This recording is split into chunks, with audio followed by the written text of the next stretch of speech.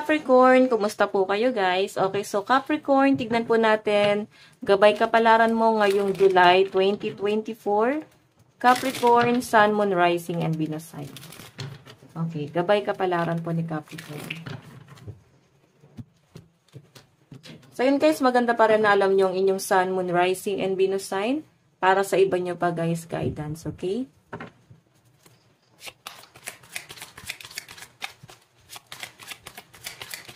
Capricorn. Oops. Capricorn, meron tayong Ace of Wands, pero reverse natin nakuha, no? Ayan. Ace of Wands in reverse. Meron tayong Nine of Wands. Mukhang meron ka nang haharapin dito, Capricorn. May mga bagay ka nang tinatanggap na rin sa sarili mo na parang sa pagtalikod na ginagawa mo kasi guys, wala naman palang nangyayari. So, may mga bagay rito guys na ready ka nang harapin. Okay? So, meron tayong The Hangman and Four of Pentacles. Okay. Capricorn, medyo makaka-feel ka ng frustration. Parang feeling mo hindi ka makagalaw, nakatali ka sa isang tao. Parang grabe yung parang utang na loob mo dun sa taong yon. At parang ginagamit nila guys yung utang na loob na yon para makontrol ka. Okay, kasi parang sinusumbatan kayo guys eh. Okay, eto guys, Ace of Wands, maring may travel na paparating sa mga Capricorn ngayong July 2024, no? Mukhang tuloy na siya, guys. And parang nabigla ka pa nga, guys, kasi parang ang bilis nung process. Okay? Nine of Wands, ayan, sabi ko sa inyo, guys, mukhang nabigla ka. And yung iba sa inyo, guys, ang kailangan yung limitahan dito is yung pagiging sensitive or pagiging insensitive mo. So, eto, guys, sabihin na natin, ang mga Capricorn kasi, guys, minsan, masakit talaga sila guys magsalita. Hindi minsan, talagang madalas. Masakit talaga magsalita. Sobrang straight to the point. Walang paligoy-ligoy. So, guys, ayan. Baka kasi guys bumalik sa inyo ngayong July 2024. Yung mga sasabihin mo, pwedeng ikaw yung matalo, no? So, kailangan nyo guys, limitahan yung mga masasakit na salita or kontrolin mo yan. Huwag ka masyadong pabigla-bigla. Huwag ka masyadong prangka. Okay? Ito kasi guys yung magiging conflict mo. Kung paano ka guys makipag-communicate sa ibang tao. Lalo na guys kung ikaw ay nagtatrabaho abroad. So, pakikisama talaga guys. Four of Pentacles, para ma-inspire ka daw, isipin mo rito, bakit ka ba nandyan?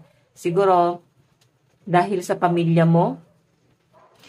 May pinapakita sa akin, matipid, no? Matipid ang mga Capricorn, hindi naman kayo guys magastos.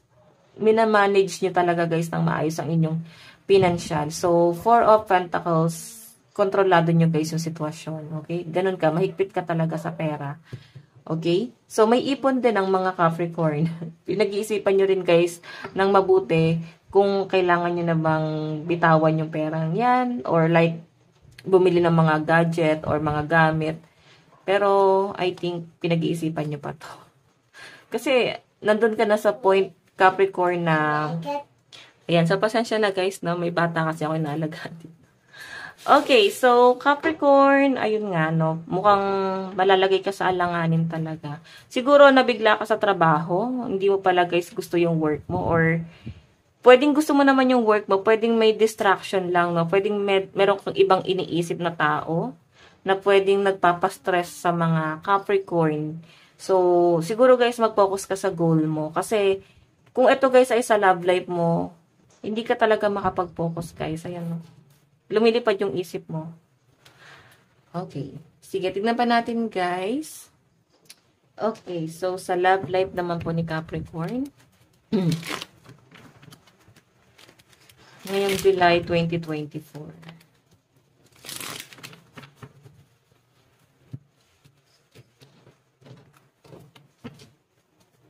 Capricorn. Transition. Ang nakikita ko dito, Capricorn, parang biglang nagbago yung isip ni person mo.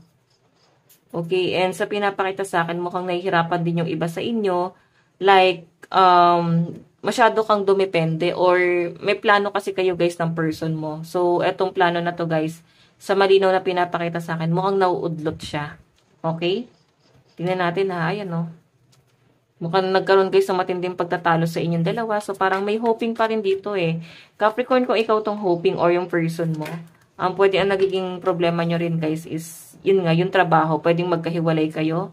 Parang dapat kasi magkasama kayo sa trabaho. Parang itong relasyon na to guys, okay naman kayo guys, parehas kayong may magandang trabaho, maganda yung profesyon, matalino kayo parehas. Ang nagiging problema kasi guys, sa sobrang pagmamahal, nagiging toxic to.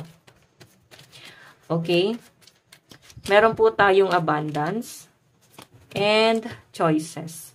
So, Capricorn, sa pinapakita sa akin dito, pwede ang naging problema nyo rin ng person mo is yung nagkaroon siya ng ibang opportunity sa ibang lugar, pwedeng travel abroad. Pwede rin kasi guys na hindi naman kayo nag-work pag magkalayo. Yun din guys yung parang kino-consider mo na hindi nga tayo nag-work na magkalayo, kailangan magkalayo pa tayo. Or pwede yung person mo guys, masyado niya guys kino-control yung mga decision mo rin. Nahihirapan ka tuloy na gumawa ng decision para sa sarili mo. Kasi siya na guys yung gumagawa ng decision mo para sa iyo eh. Okay?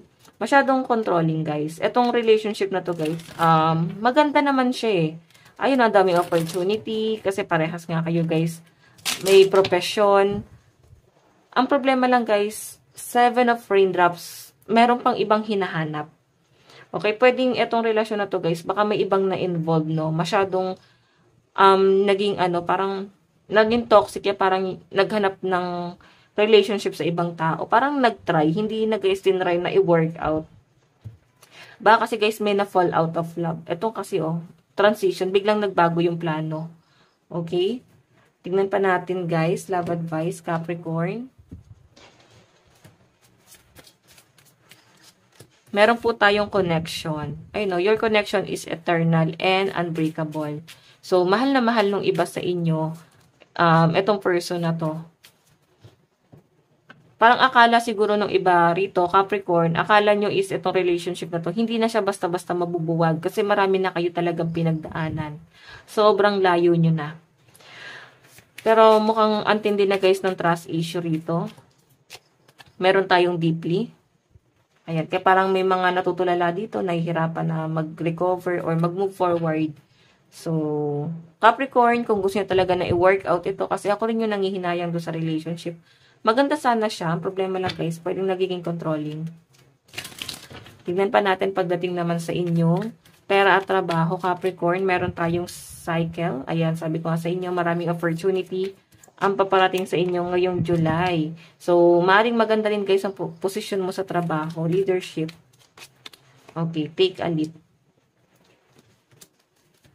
So, mukhang tatagal ka dito sa trabaho mong to guys. Kasi parang gusto mo siya eh. Kumbaga, Capricorn, passionate ka dito sa ginagawa mo na to. Gustong-gusto mo siya. Kumbaga, ito yung forte mo. Okay? And creation, siguro hindi ka masyadong tutok lang doon sa trabaho. Nagagawa mo pa yung ibang gusto mong gawin sa buhay. So, sa pinapakita sa akin, Capricorn, parang ano siya, parang mas, paano ba sasabihin? Basta maluwag eh. Hindi naman siya guys ganong kahigpit. Hindi ka masyadong nape-pressure, no? Doon sa trabaho mo. Okay? Na paparating sa inyo ngayong July. Tingnan pa natin ang inyong advice. Meron po tayong taking shelter. The answer are within.